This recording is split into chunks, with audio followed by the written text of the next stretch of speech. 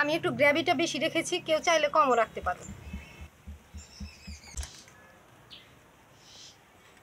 Tomato বেটে দিয়েছি তো এই যে কালারটা কি দারুণ হয়েছে। এই মাছটা একটু সাইজে বড়।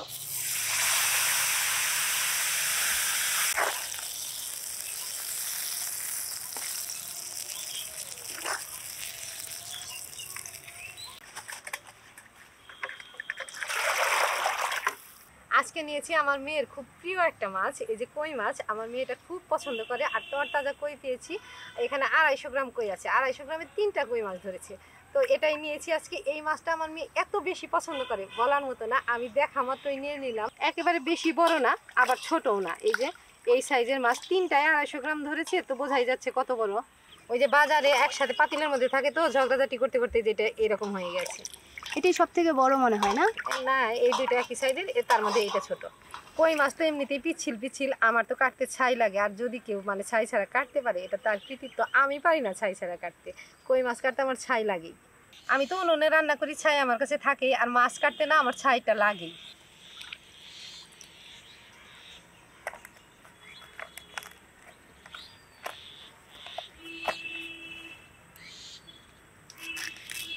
এখন তো আমরা কই মাছ কিনে আনি। আমি ছোটবেলায় দেখেছি আমাদের পাগার সেচে এই ছোট ছোট কই মাছ ধরা হতো, আর সেই মাছের যা শক্তি থাকতো। আর এখনকার মাছগুলো বেশি দিন পর্যন্ত জিয়ানো থাকে, জিয়ে থাকতে থাকতে শক্তি কমে যায়।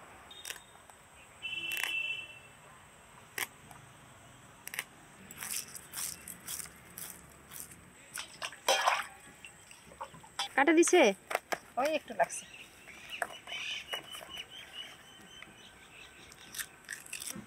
অন্য অন্য মাছ কিন্তু আমরা এইভাবে কাটি না, কিন্তু আমার ঠাকুমাকে দেখতাম ছোটবেলায় বসে থাকতাম, এই যে এই কই মাছ কাটতে নিলেই এইটা আগে এইভাবে কেটে ফেলে দিত।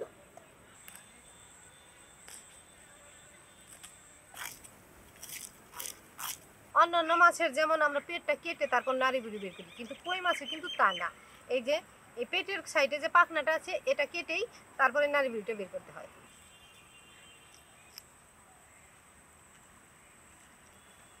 এই ডিম ছিল।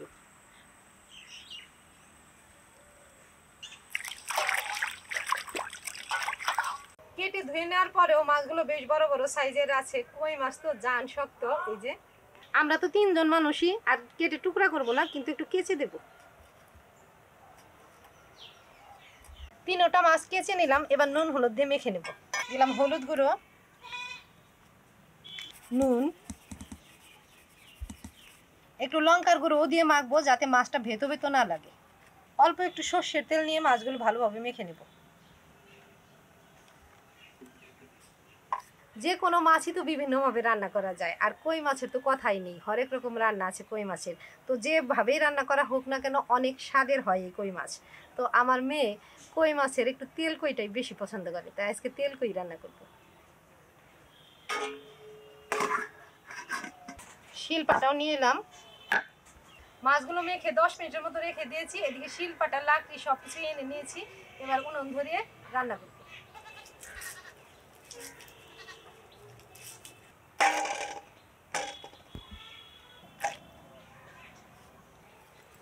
উনুন ধরে গেছে, কড়াইটা বসিয়ে দিলাম। কড়াই গরম হতে হতে এদিকে আমি পেঁয়াজ কুচি করে নিচ্ছি।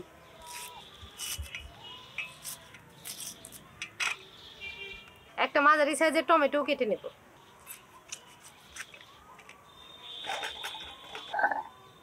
পাটাতে নিলাম আদা, কাঁচা লঙ্কা।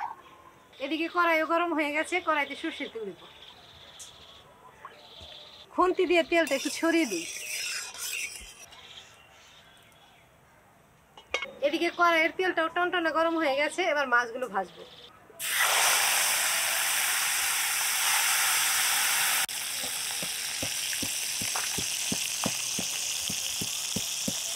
পাটাতে আদাটা একটু থেতো করে নিলাম। আদা কাঁচা লঙ্কা একসাথে বাটবো। এখান থেকে একটু পেঁয়াজ কুচিও নেব, এটাও একসাথে বেটে নেব।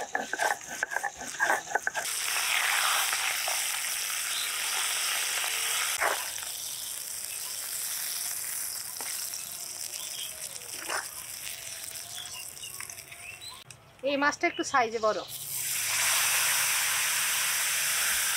আদা, কাঁচা লঙ্কা, পেঁয়াজ বাটা হয়ে গেছে। আর একটা টমেটোর যে কুচি করে রেখেছি এটাও বেটে নেব।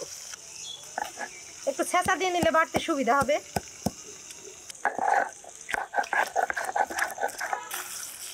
এই মাছটাও ভাজা হয়ে গেছে, নামিয়ে দিলাম।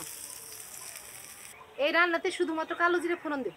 কালো জিরে, পেঁয়াজ কুচি, তেলটা একটু বেশি গরম হয়ে গেছিল, তাই কালো জিরে দেওয়ার পরই আমি পেঁয়াজ কুচিগুলো দিয়ে দিলাম। এবার বাটা মশলাটা নামিয়ে নিব।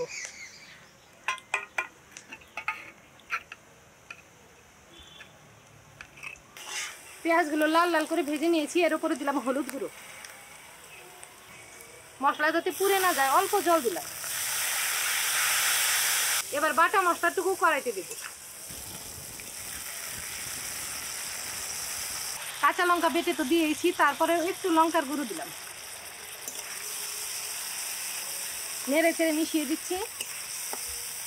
এর উপরে স্বাদ মতো লবণ দিয়ে মশলাটা ভালোভাবে কষিয়ে নেব।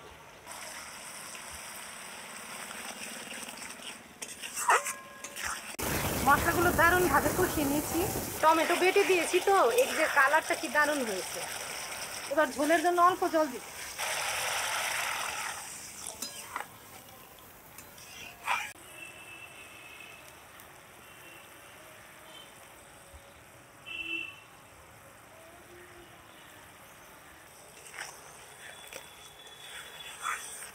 ঝোলটা ফুটে গেছে, এবার ভেজে রাখা মাছ দেব।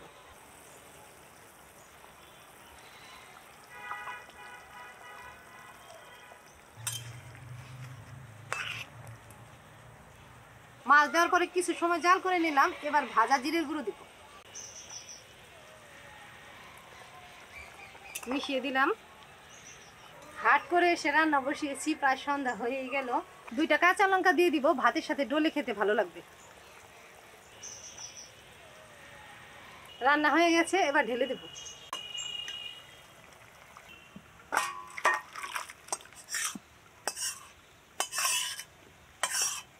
আমি একটু গ্রেভিটা বেশি রেখেছি, কেউ চাইলে কমও রাখতে পারো।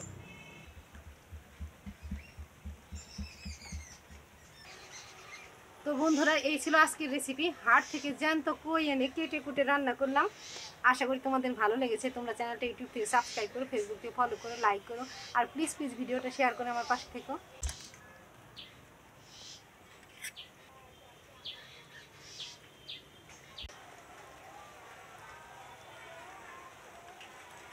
আমার মাছটা যে আমি এখন খেয়ে ফেলবো, রাতে আবার কি খাবো? ওই আরেকটা আমরা দুজন ভাগ করে খাবো।